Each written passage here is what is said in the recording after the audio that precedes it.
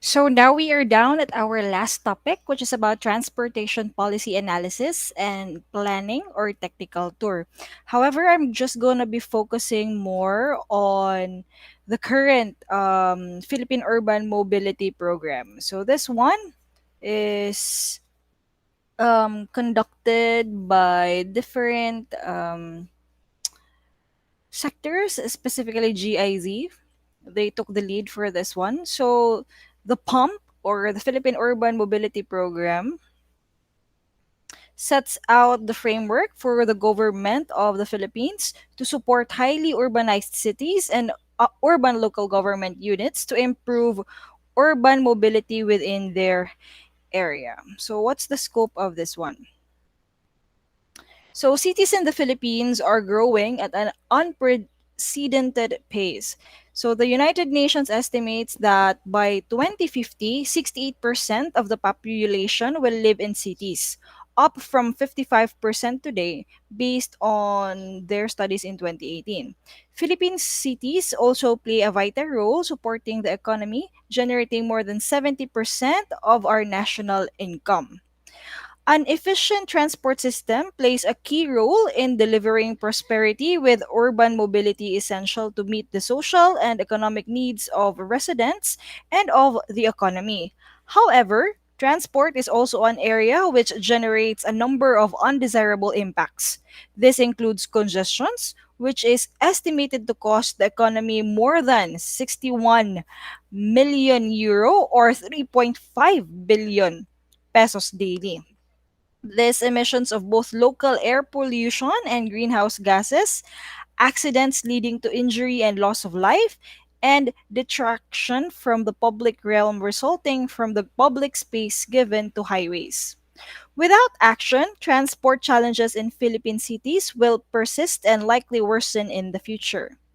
The pressures of a growing urban population and rising incomes will increase motorization rates, resulting in worsening congestions, increased emissions, and a failing mobility system.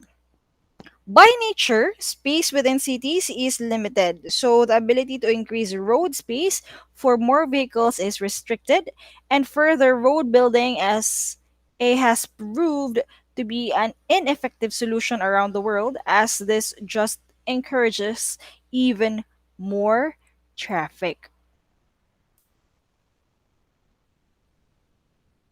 Whilst urban transport is first and foremost a local issue requiring locally implemented solutions, there is also a key role for national government in developing overarching strategies and in providing support and funding to local government to enable the effective delivery of urban transport policy. A national urban mobility program provides the framework within which the national government can deliver this supporting role. According to the Mobilize Your City in 2018, a national urban mobility program is a strategic action oriented framework for urban mobility developed by national governments, enacted to enhance the capability of cities to plan, finance, and implement projects and measures designed to fulfill the mobility needs of people and businesses in cities and their surroundings in a suitable manner. So the National Urban Mobility Program for the Philippines, or the Philippine Urban Mobility Program PUMP, sets out the framework for the government of the Philippines to support highly urbanized cities and urban local government units (LGUs) to improve their mobility within their areas. So starting with the non-motorized transport, or your NMT. Walking is still the most important mode of travel in the Philippines. In Metro Manila, walking trips still comprise 30% of the total trips made, despite the high car dependency based on the study of JICA in 2015. Even for motorized trips, the journey typically begins and ends on foot, highlighting the importance of good infrastructure for active and public transport. It is therefore vital that cities offer a safe, accommodative, and appropriate environment for pedestrians. Travel by foot not only avoids the emissions associated with motorized trips, it can also play a positive role in contributing to public health. travel by foot offers one of the most space efficient means of travel and therefore merits strong support as a means of tackling the congestion challenges growing within cities. Similarly, cycling of people and goods offers a zero emission form of transport, which also is very space efficient by comparison with cars and trucks. Walking and cycling are some of the most important pieces of the sustainable urban mobility puzzle, and they can be very cost efficient to government units. So, the pump includes a set of 10 actions developed to address the barriers identified in delivery of improved non motorized transport facilities in the Philippines. So, here are the challenges. First, lack of national policy. Two, limited data. Three, limited staffing, to be followed by limited focus during planning, lack of political support, insufficient funding, limited planning and design guidance, lack of enabling laws, discouraging behavior, and lack of skills. So the immediate steps to address these challenges is we have six. First, pass national policy. Two, collect data to enable planning. Three, increase dedicated staff in DOTR, LGUs, etc. Number four, increase focus on NMT in the planning process. Five, gather political support. And lastly, establish continued ring fenced funding for NMT projects in HUCs or highly urbanized cities. And for a long term step, we have four. First, develop NMT guidance to ensure appropriate and high quality projects. Two, pass laws which enable and promote NMT. Three, tackle behaviors which discourage NMT. And fourth, train existing and future staff. So this is about the non-motorized transport. Next, let's proceed with the PUV for the public transport, or we have the public utility vehicles. So this is particularly buses and jeepneys. They play a vital role in delivering urban mobility, carrying over 35% of motorist trips around Metro Manila. Again, this is based on the JICA 2015 study. So the many jeepneys and buses plying a wide number of routes in the cities offer an affordable and space-efficient means of transport. However, aging vehicles and an insufficient industry structure present challenges to economic efficiency and sustainability, road safety, greenhouse gas emissions, and air quality, as well as traveler comfort. Ensuring that communal transport remains attractive to travelers will be a key to suppressing the growth in private car ownerships and use, and it is one of the top priorities of the government that the PUV sector transform towards state-of-the-art vehicles and operations. So this is about the launching of the in 2017 the nationwide PUV modernization program forms a central activity of the pump addressing vehicle quality, network efficiency, regulation, and franchising. So in this figure, you can see the public transport components through the PUV modernization program to be it has been implemented by the DOTR. So that's actually ongoing now. If you can observe in even in our locality, you can see those e-jeepneys, the modernized jeepneys nowadays. You have their Jeepco, Patransco, so there are different new vehicles that you can see now in our roads. Moving on, let's have the urban freight. So for urban freight, according to Clean Air Asia and the Philippine Land Transportation Office, freight vehicles have been seen to emit 59% of the total transport of carbon dioxide emissions, despite being just 21% of the total fleet based on the GIS 2018. Freight vehicles are also estimated to be 36% of the average daily traffic, especially in Metro Manila. So let's see the challenges and the proposed solutions for this urban freight. So the challenges are lack of freight data, insufficient policy framework, lack of appropriate vehicle standards, fragmented industry structure, skills gap. So the immediate steps to address these challenges, we have five. First, develop freight data collection mechanism. Two, develop, implement vehicle standards. Three, Establish interagency council on freight modernization. 4. Establish National Freight Operator Dialogue Forum. And lastly, restrict age or technology of imported used vehicles. Now, for a long term step, there are also five proposals. First, support consolidation professionalization of freight sector. 2. Establish a motor vehicle inspection system. 3. Promote and assess modern fleet pioneers. 4. Explore scrappage and buyback programs. And lastly, develop vehicle modernization incentive regime or the financing part. So that's how the pump is planning to address the challenges in urban freight.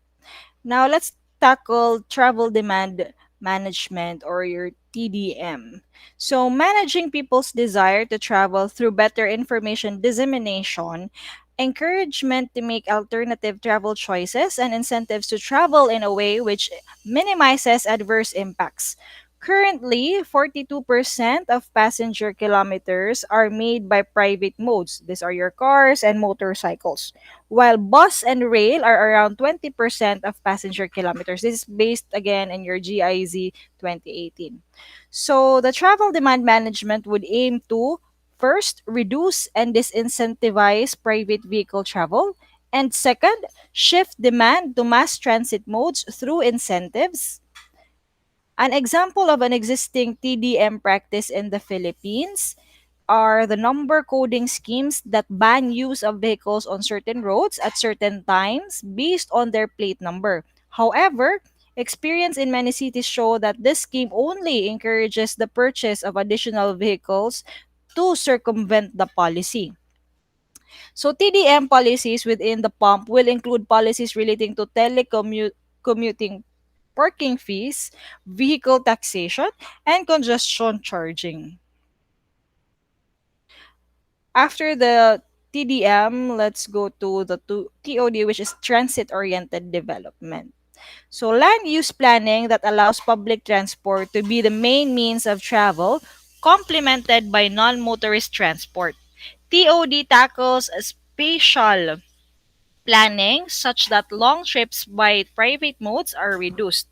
This aims to alleviate issues currently faced by Philippine cities, where development of expensive residential areas in city centers forced sprawling suburban development. The development of TOD policies and the leveraging of opportunities relating to the expansion of the mass transit networks within the major cities will ensure that the linkage between transport and land use is effectively recognized within the pump. So the pump is intended to serve as an ongoing program which develops over time to address the evolving challenges in delivery of effective urban mobility policies. The initial pump activities has been developed within a timeline extending to 2030, with internal facing within the five thematic areas. So from 2019 to 2022, they are targeting the short term. From 2023 to 2026, the medium term, and onwards until 2030, 100% long-term implementation. So, initial emphasis has been placed on three of the pump thematic areas. The rollout of activities under the thematic area of public transport is already underway. NMT and urban freight are the next thematic areas which are prepared for implementation with TDM and TOD to be implemented in the long term as resources permit based on figure 5, the pump implementation phasing.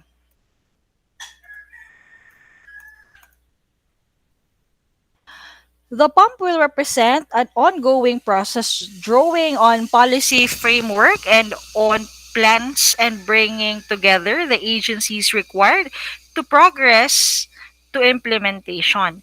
This iterative process is shown in the diagram. If you can see the implementing agencies, we have the DOTR, DPWH, LGUs, etc.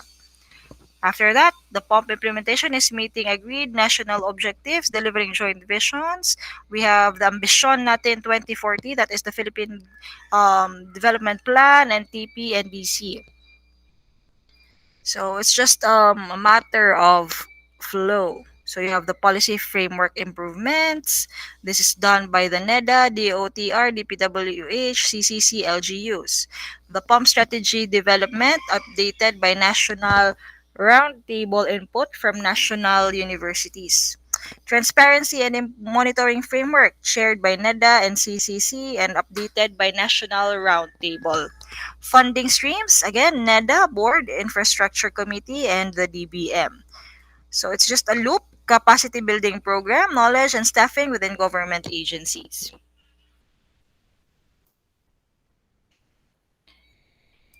So let's go to the current situation in the Philippine transport. So the Philippines is the 13th most populous country in the world based on Manila Bulletin 2017 with 101 million inhabitants of which 60% are under 30 years old based on the PSA status of 2017. It has one of the most dynamic economies in the East Asia and Pacific region, having sustained an average economic growth rate of over 5% per annum since the turn of the century. This growth brings it to the cusps of moving from lower middle to upper middle income in the medium term. Furthermore, the country's young population and growing middle class are helping drive economic growth and are factors in the increasing urbanization. Philippine cities are growing at an unprecedented pace. The United Nations estimated again in 2050 as 68% of population will live in cities up from 55% today.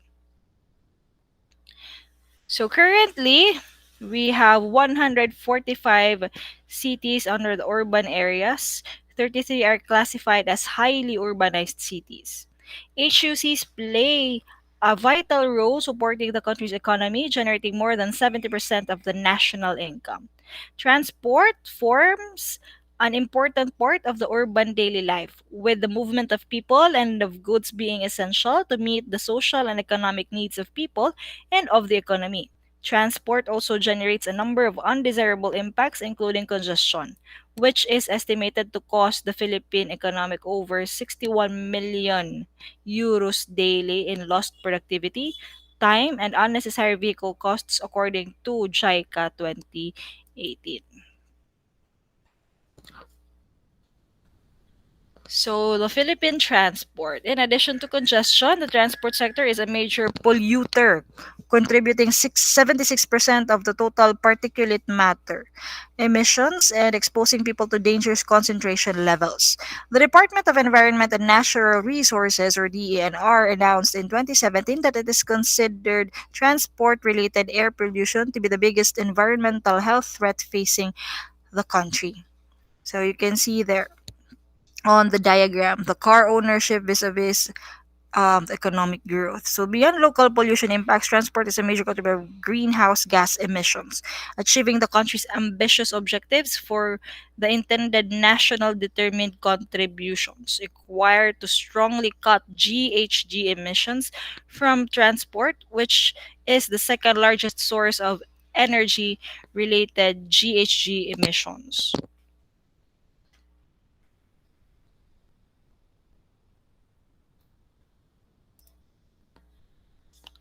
Whilst the pump covers a range of different modes and thematic areas of interventions, its initial implementation phase focuses on two areas lighted in the following infographic, namely active or non-motorized transport, such as walking and cycling, and urban freight.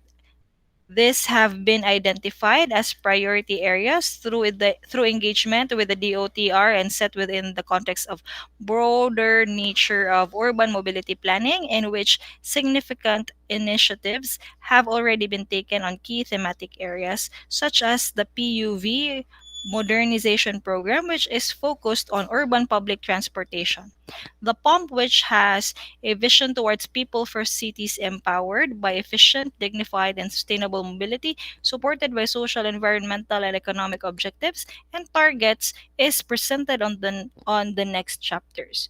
It should be noted that while the strategic vision, objectives, themes, and components have been approved by the Philippine government, the strategies are subject to further review and refinements. If you can see, there are four phases. We have phase one for the initiation, phase two, status quo analysis, Phase 3, vision, goal setting, and measure selection. And Phase 4, detailed design. So this covers financing, monitoring, reporting, interministerial, and national or local level coordination. So here are the steps. So there are numerous players or stakeholders in urban mobility on different scales, such as government, private sector, civil society, and cooperation partners, and levels such as local, national, and international. This is based on Figure 19.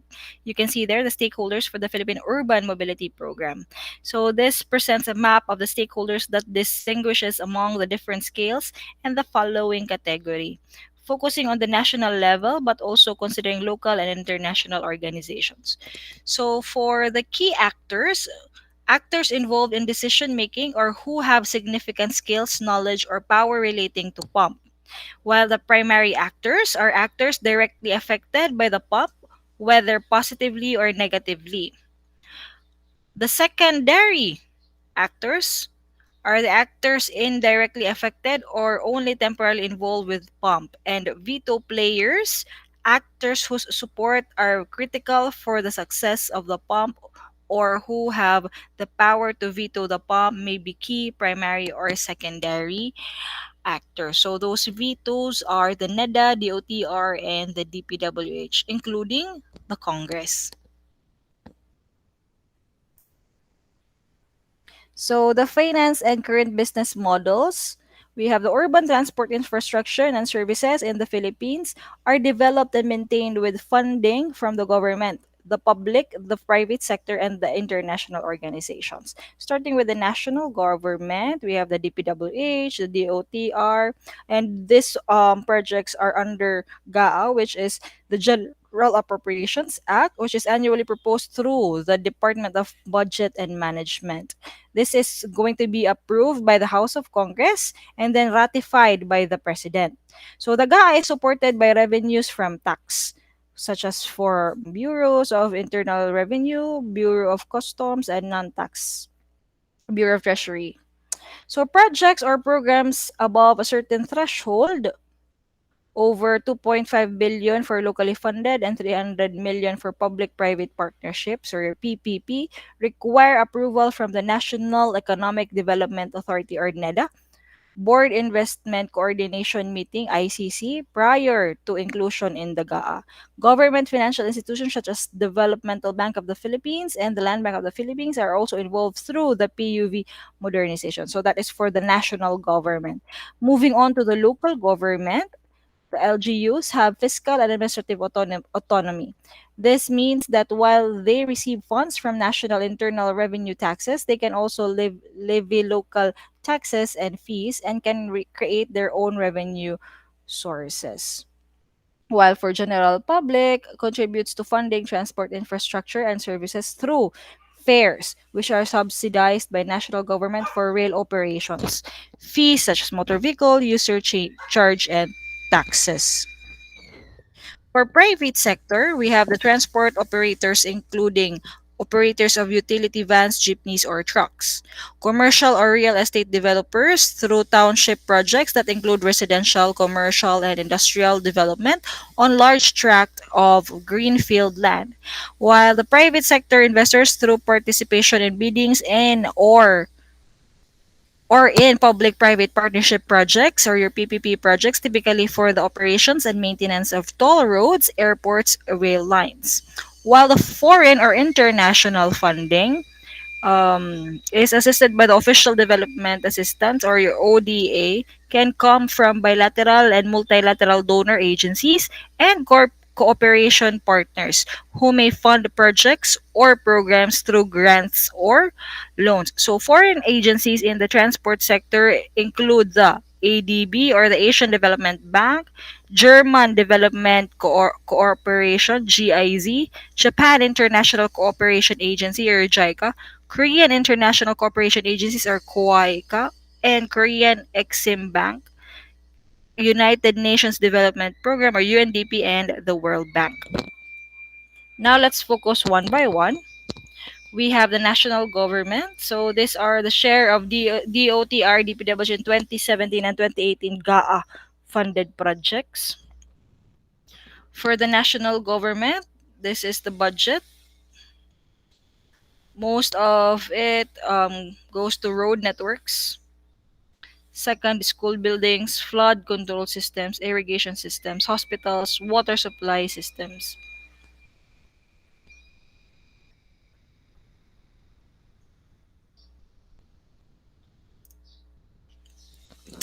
For figures 22 and to figure 23 that is shown in the screen, it shows highlights of the DOTR and DPWH budgets, which notably includes the development of the bus rapid transit projects for Cebu, Quezon City, and EDSA.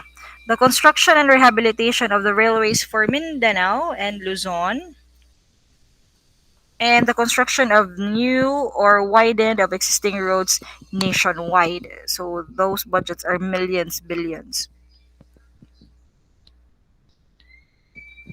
Rail operations also receive large operational subsidies from national government due to low fare. So they are targeting like 11 to 30 pesos. This causes issues such as a debate on whether residents of other regions should pay for Metro Manila commuters versus a user pays system, and for the privately operated LRT Line 1, the need to either transfer money to the operator or have them shoulder losses. Moving on to the local government, LGUs receive funding from national government primarily through the Internal Revenue Allotment or the IRA, which according to RA 7160 should be allocated in the following manner. Provinces 32%, cities 23%, sorry. For cities, same thing, 23%. Municipalities, 34%. Barangays, 20%. For 2018, the national budget includes 581.2 billion pesos, 15.4% of the total for LGU support.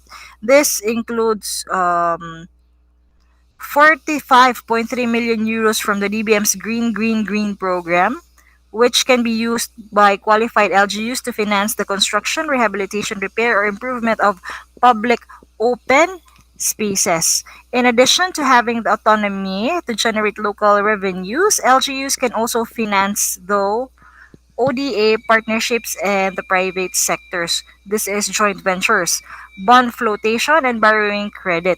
Since LGUs are not required to publish details of their expenditures and what limited data is available are presented in broad categories, making it difficult to determine where transport related investments fall.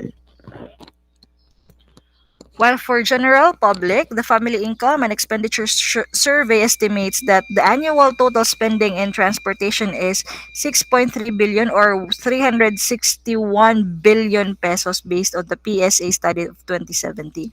For an average family with an estimated annual expenditure of 215,000 pesos, transport amounts to approximately 6.2% or 13,300 pesos of their expenses.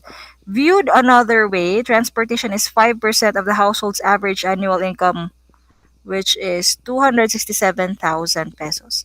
In comparison to support the above information on expenses, annual revenues from tricycles, jeepneys, buses, and the three rail lines are estimated to 390 billion pesos, while annual revenues from taxis are estimated at 43 billion.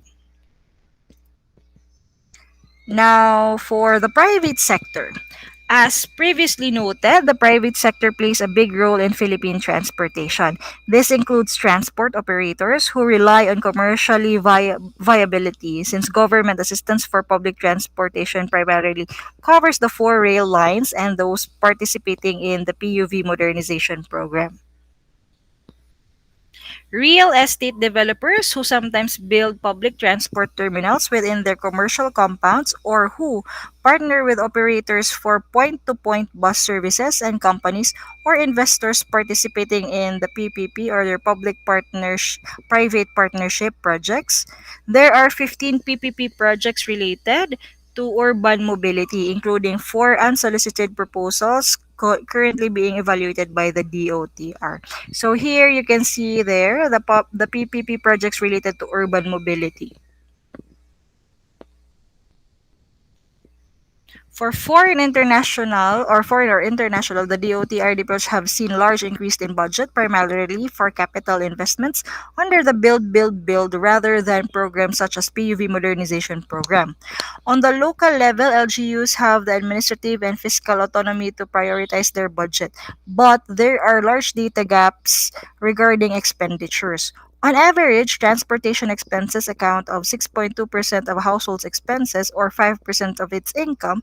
The private sector is involved in urban transportation on varying scales, from individual operators to large corporations who develop townships or who partner with the government for the operations of toll roads or rail lines. So there are some of the foreign assisted initiatives in the Philippine urban mobility. So the Philippine government has international loan commitments of as much as 5 billion euros for DOTR and DPWH, which includes urban mobility investments in railways, bridges, bus rail transits, and greenways. In addition to this, there are also ongoing grants for bilateral and multilateral development agencies to promote low carbon transport and road safety. So here are the barriers to sustainable urban mobility in the Philippines. So we have changes in leadership and priorities can happen often.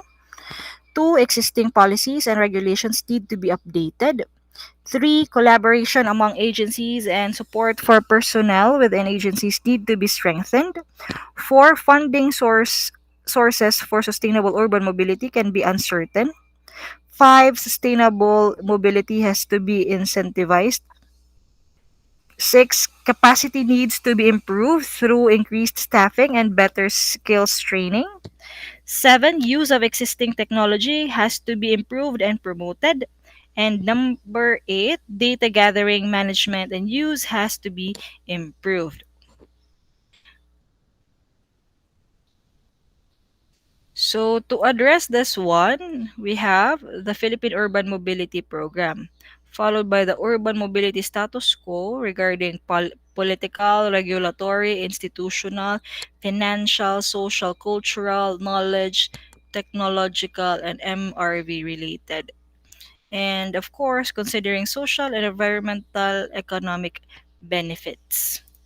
So here are the success in achieving the identified objectives will be both observable and quantifiable. PUMP activities are aimed to achieving the following positive income. So it covers three social objectives, environmental objectives, and economic objectives. Starting with social, reduce road fatalities. Two, increased mass transit accessibility. Third, increase modal share for public transport. Meanwhile, for the environmental objectives, decrease the greenhouse gas emissions, reduce local air pollution, and third, increase kilometer of protected bike lanes.